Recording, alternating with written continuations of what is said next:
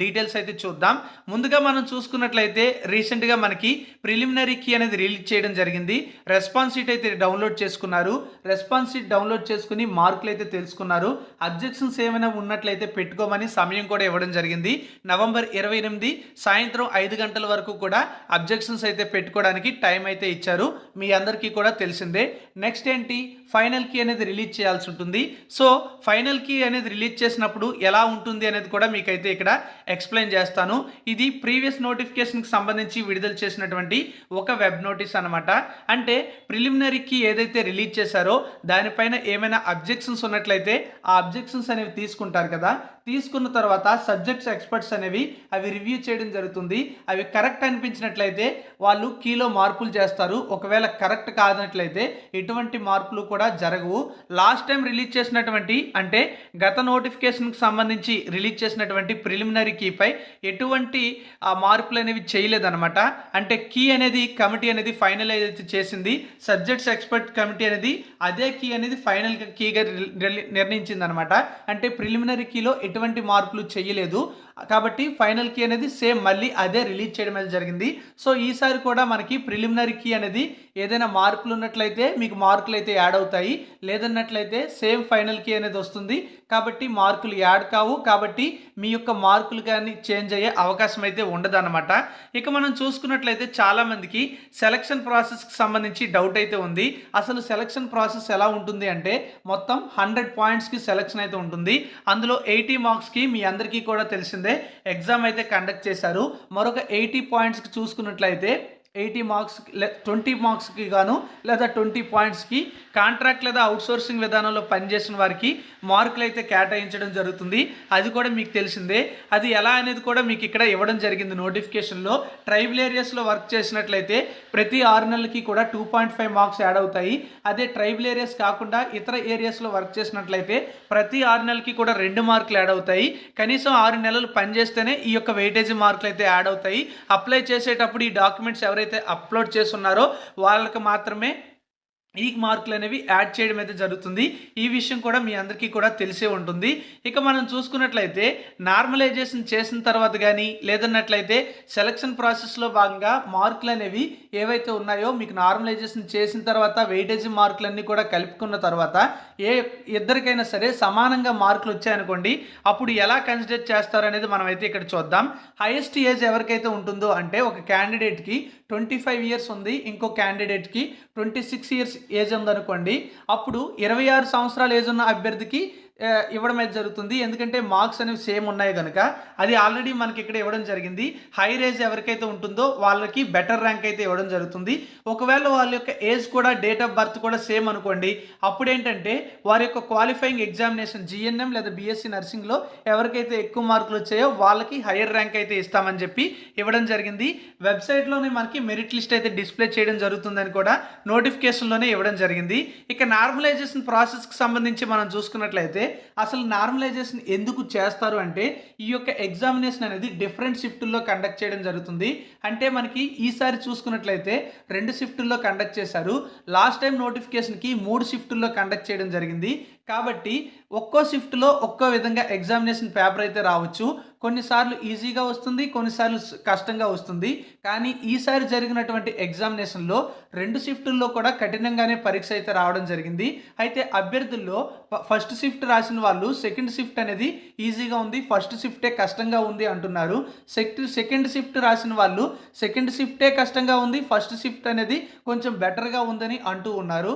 మరి అభ్యర్థులు రాసిన వాళ్ళకే ఇన్ని సందేహాలు ఉన్నట్లయితే బోర్డు మరి ఏం చేస్తుంది? కాబట్టి నార్మలైజేషన్ అయితే చేస్తుంది. అంటే ఒకరికి అడ్వాంటేజ్ కాకూడదు, ఇంకొకరికి డిసడ్వాంటేజ్ అయితే కాకూడదు. కాబట్టి నార్మలైజేషన్ అయితే చేయడం జరుగుతుందని ఇచ్చింది. దీని వలన ఏంటంటే అభ్యర్థులకు న్యాయం జరుగుతుందని కూడా నార్మలైజేషన్ ప్రాసెస్కి సంబంధించి నోటిఫికేషన్లో లేదా ఇచ్చినటువంటి ఇన్స్ట్రక్షన్స్లో క్లియర్ చేసింది. ఇలాంటి నార్మలైజేషన్ ప్రాసెస్ అనేది చాలా రిక్రూట్మెంట్ బోర్డులని పాటిస్తున్నాయి అనేది కూడా చెప్పడం జరిగింది. దానికోసం ఒక ఫార్ములా అయితే ఉందని చెప్పింది. ఆ నార్మలైజేషన్ ఫార్ములా అయితే ఇది GASD plus GTA minus GASD by STA minus SAD into marks obtained by the candidate in a session minus SASD అని ఇచ్చారు. అంటే ఎస్ఏఎస్డి అంటే ఏమిటి అంటే some of average and standard deviation of a session in which the candidate a period అని ఇచ్చారు. అంటే candidate ఎవరైతే ఉంటారో తాను అటెండ్ అయినటువంటి షిఫ్ట్లో అభ్యర్థులు రాసినటువంటి మార్కులు ఉంటాయి కదా, వాటన్నింటి యావరేజ్ అనేది ఎస్ఏఎస్డి అవుతుంది. జిఏఎస్డి అంటే ఏమిటంటే some of average and standard deviation of all the candidates across the session put together. అంటే అభ్యర్థి రాసినటువంటి 2 షిఫ్టుల్లో కూడా, అంటే క్యాండిడేట్ ఒక్క షిఫ్ట్లో మాత్రమే రాస్తారు, కానీ పరీక్ష జరిగినటువంటి మొత్తం షిఫ్టుల్లో అభ్యర్థులకు వచ్చినటువంటి మొత్తం మార్కుల్ని తీసుకొని యావరేజ్ మార్కులు అనేవి ఇందులో మనకి ఇవ్వడం జరుగుతుంది. ఇక ఎస్టీఏ ఏంటంటే క్యాండిడేట్ ఎవరైతే ఉంటారో ఆ క్యాండిడేట్ అటెండ్ అయినటువంటి షిఫ్ట్లో టాప్ 0.1% పర్సన్స్ ఎవరైతే ఉంటారో మార్కులు వచ్చిన వాళ్ళు, టాప్లో ఉన్నటువంటి వారిలో 0.1% అభ్యర్థుల యొక్క మార్కులు తీసుకొని దాని యొక్క యావరేజ్ అనేది ఇవ్వడం జరుగుతుంది. ఇక జీటీఏ అంటే ఏమిటి అంటే 2 షిఫ్టుల్లో జరిగినటువంటి ఎగ్జామ్లో హాజరైనటువంటి అభ్యర్థుల్లో టాప్ 0.1% తీసుకుంటారు 2 షిఫ్ట్స్లో కలుపుకొని. అందులో టాప్ 0.1% అభ్యర్థులకు వచ్చినటువంటి మార్కుల యావరేజ్ అనేది ఇస్తారు. అంటే ఇక్కడ మీకు జిఏఎస్డి మరియు జీటీఏ అనేది అన్ని షిఫ్టులకి కూడా సమానంగానే ఉంటుందన్నమాట. అంటే ఇక్కడ మీరు చూసుకున్నట్లయితే ఇక్కడ మీరు చూడండి marks obtained by the candidate in a session అని కూడా ఇవ్వడం జరిగింది. అంటే ఇక్కడ క్యాండిడేట్కి ఆ సెషన్లో వచ్చినటువంటి మార్కులు కన్సిడర్ చేస్తున్నారు, అలాగే టాప్ మార్కులు వచ్చినటువంటి అభ్యర్థుల యొక్క మార్కులు కన్సిడర్ చేస్తున్నారు, అలాగే యావరేజ్గా వచ్చినటువంటి మార్కులు కూడా కన్సిడర్ చేస్తున్నారు. ఇది అందరికీ కూడా పాటించడం జరుగుతుంది కనుక ఈ నార్మలైజేషన్ వల్ల ఎవరికి కూడా అన్యాయం జరగదు అని ఇక్కడ ఇవ్వడం జరిగింది. అలాగే మార్కుల నార్మలైజేషన్ అనేది అప్ టు 6 డెసిమల్ ప్లేసెస్ వరకు కూడా ఇస్తామని చెప్తున్నారనమాట. అలాగే ఇంకా చూసుకున్నట్లయితే normalized marks of the candidate may vary from the original marks obtained అని ఇచ్చారు. అంటే మీకు ఒరిజినల్గా క్యాల్కులేట్ చేసుకున్న తర్వాత వచ్చినటువంటి మార్కులు నార్మలైజేషన్ చేసిన తర్వాత వచ్చినటువంటి మార్కుల్లో ఖచ్చితంగా తేడా ఉండే అవకాశం అయితే ఉంటుందని ఇక్కడైతే మనకు అర్థమవుతుంది.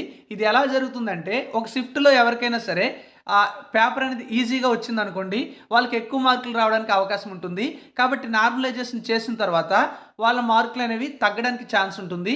ఒక షిఫ్ట్లో కఠినంగా వచ్చినటువంటి ప్రశ్నపత్రానికి అభ్యర్థి అటెండ్ అయ్యాడు అనుకోండి, తనకి ఖచ్చితంగా మార్కులు అనేవి తక్కువగా వస్తాయి. కాబట్టి నార్మలైజేషన్ చేసిన తర్వాత మార్కులు అనేవి పెరగడానికి అవకాశం అయితే ఉంటుంది. ఈ నార్మలైజేషన్ వల్ల బెనిఫిట్స్ ఇలా ఉంటాయి. అలాగే చాలామంది నార్మలైజేషన్ చేయడం వల్ల నష్టపోయామని కూడా చెప్పిన వాళ్ళైతే మీరు గత రిక్రూట్మెంట్లో మీరు గమనించవచ్చు అన్నమాట. మరి ఈ విధంగా మనకి ఈ నార్మలైజేషన్ ప్రాసెస్ అయితే ఉంటుంది. నెక్స్ట్ మనం చూసుకుంటే చాలామంది కట్ ఆఫ్ మార్కులు అయితే అడుగుతున్నారు. బోర్డు మనకి కట్ ఆఫ్ మార్కులు అనేవి ఎక్కడా కూడా ఇవ్వట్లేదు. ప్రీవియస్ నోటిఫికేషన్లో కూడా కట్ ఆఫ్ మార్కులు అనేవి చెప్పలేదు, కానీ కట్ ఆఫ్ ర్యాంకులు అనేది వెల్లడించడం జరిగింది. అన్రిజర్వ్డ్ కేటగిరీ జనరల్లో చూసుకున్నట్లయితే ఓపెన్ కేటగిరీ ఈడబ్ల్యూఎస్ మరియు బీసీ ఏబిసిడిఈ మరియు ఎస్సీ ఎస్టీ ఓహెచ్ కేటగిరీలో కట్ ఆఫ్ ర్యాంకులు అయితే ఇచ్చింది. అంటే ఓపెన్ కేటగిరీలో జనరల్లో 449 ర్యాంక్ వరకు కూడా ఉన్న వారికి జాబ్ అయితే వచ్చింది. ఇక్కడ ఈ ర్యాంకులు అనేవి ఈసారి మీకు రిఫ్లెక్ట్ అయితే అవ్వవు, ఎందుకంటే ఈసారి మనకి చూసుకున్నట్లయితే పోస్టుల సంఖ్య చాలా తగ్గిపోయింది, అలాగే క్యాండిడేట్స్ కూడా ఎక్కువ మంది రాయడం జరిగింది. ఇంకా చూసుకున్నట్లయితే మనకి ఎగ్జామినేషన్ పేపర్ కూడా చాలా డిఫరెంట్గా రావడం జరిగింది అన్నమాట.